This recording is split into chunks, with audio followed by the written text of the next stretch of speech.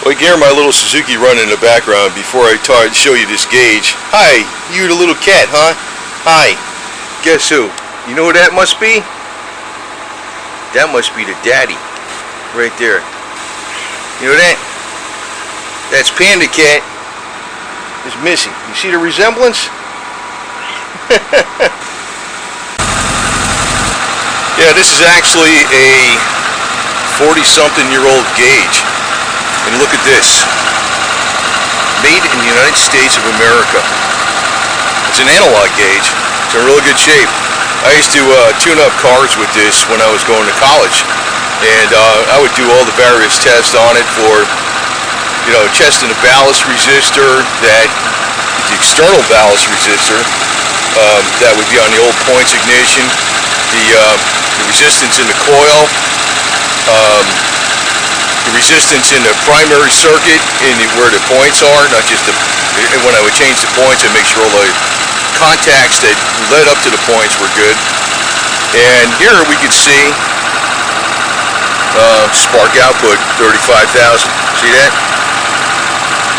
Pretty cool, huh? Damn thing works fine.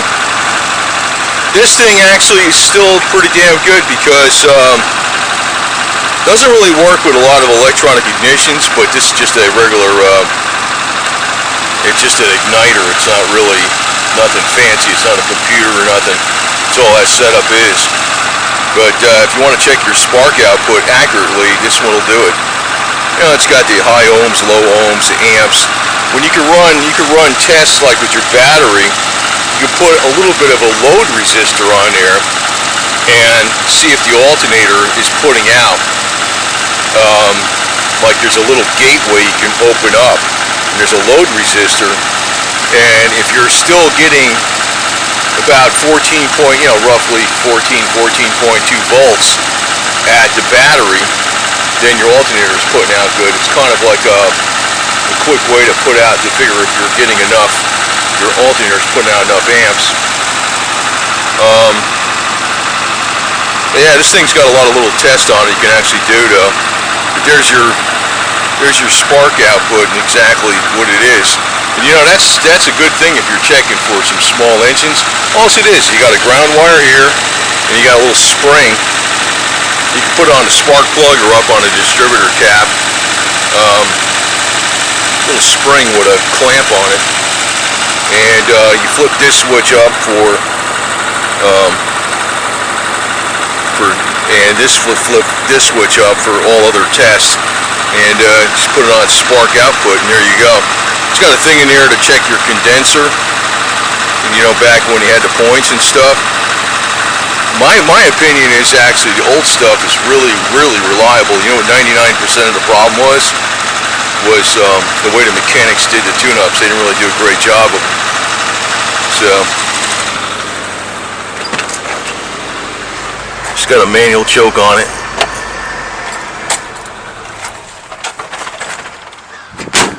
And the gauge goes back to 0, man. So it works great.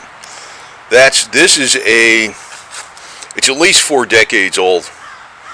Automotive Analyser by Penske. It was sold by Sears, but it's a Penske analyzer, made in USA. So that tells you something, man. Some of the stuff you buy today, you think, oh, it's like, you know, whatever. It's like one. And this thing's still working. So sometimes you wonder why you buy American-made products, at least the way they were made back in the day, when they were made really higher quality. This thing's still working. When's it going to stop working? I have no idea. It's going to take a hell of a long time, I can tell you that right now, man. So, you know, here's your set for your ohms. See, if you flip that down, you can zero out. Like if that's on high ohms, you see this? You set it right there, and you adjust your needle. You flip it back this way, and you can check your ohms. In other words, if you clamp these together, you see if I clamp those together, it goes to 0. See the line went to 0. Release it, it's got infinite resistance. So it's got a high ohms and a low ohms scale. the voltage is good.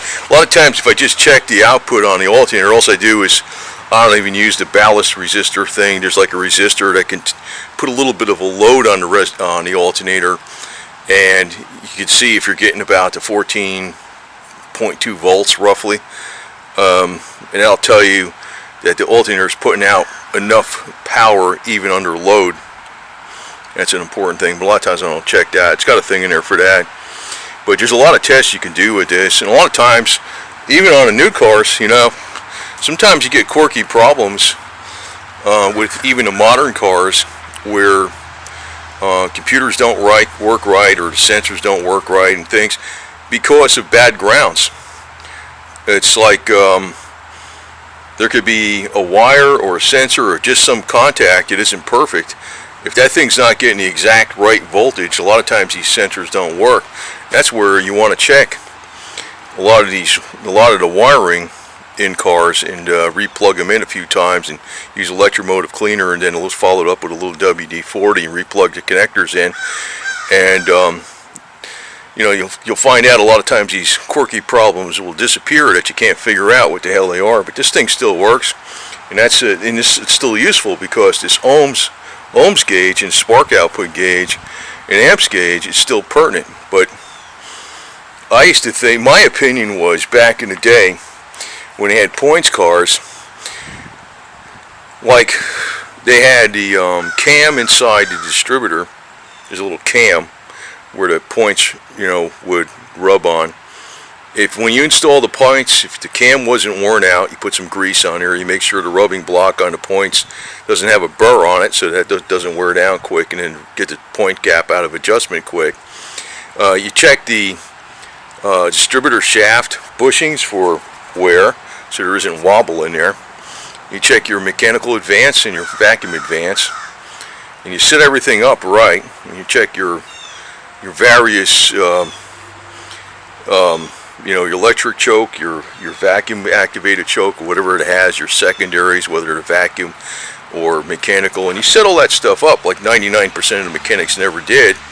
Those old cars actually were stone cold reliable, man. They really were.